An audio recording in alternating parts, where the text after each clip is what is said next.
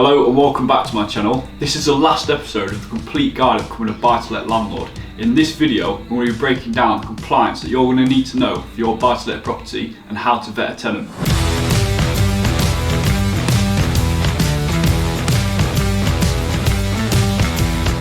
It's my belief as a buy-to-let landlord that we're responsible to ensuring the properties that we buy are safe and a good condition for tenants to live in. So I'm going to be breaking down a checklist that you're going to need to go through when you're buying your buy-to-let property to make sure your property is a good standard. Some people buy properties cash, but it's my belief that your property should be mortgageable and a building society or bank should be willing to lend on your property. So the property should be habitable, in good condition, with a kitchen, bathroom, no damp problems, no Japanese knotweed and no structural problems. You're also going to need to have the correct mortgage, so a buy-to-let mortgage, not a residential mortgage. And some lenders don't allow you to rent out to certain people. There was talks of government bringing in a minimum EPC of a C rating, so I would recommend getting your property to an EPC C, but the minimum for an EPC in England right now is rating E. I'm going to do a podcast on my EPC assessor and he's going to talk through exactly how you can get your properties from an E to a C. Most times these are easy fixes, things like installing thermostats or loft insulation. It's also a requirement to get an EICR report, so an electrical installation condition report, to make sure your cables and consumer units are up to spec. Some properties just have the 80 amp fuse protecting the circuits. It's best practice to have RCD protection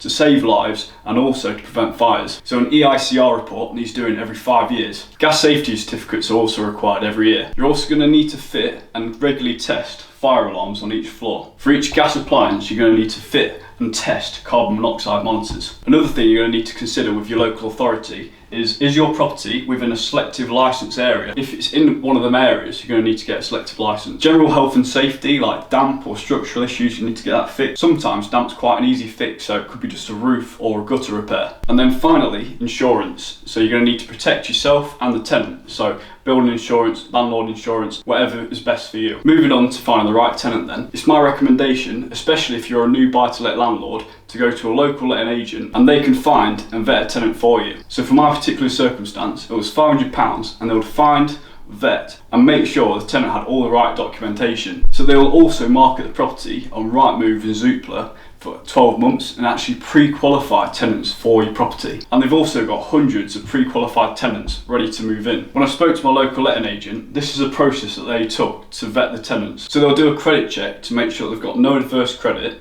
no bankruptcy history and no CCJs or anything like that. They'll also do a previous landlord check to make sure that they paid rent on time and to make sure they look after the property. They'll also make sure they're employed and get regular income, proof of funds, proof of ID and also affordability, that they're going to be able to pay for the rent going forward. They'll also check the tenant has a right to rent in the UK.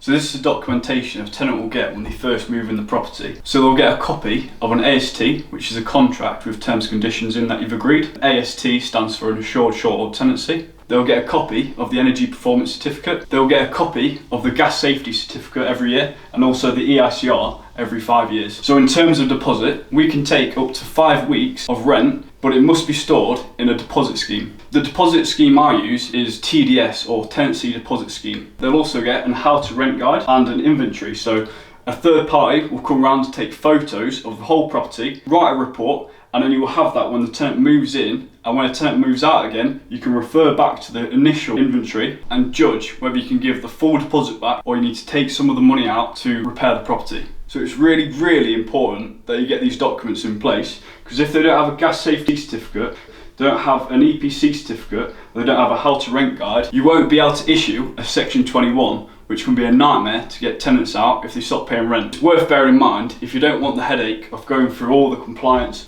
getting all the documentation in place. Most letting agents will charge 10 to 12% for a fully managed service, so you don't have to do all of the running about making sure you've got everything in place. Thanks for watching today, guys. I hope you've enjoyed this series. I've tried to draw on every bit of my experience through becoming a buy-to-let landlord. So if you're new to property, hopefully you can go from the start of the series to the end of the series and have a bit more knowledge about becoming a buy-to-let landlord than you would before. If you can press like and subscribe, it would massively help, and I'll see you next time.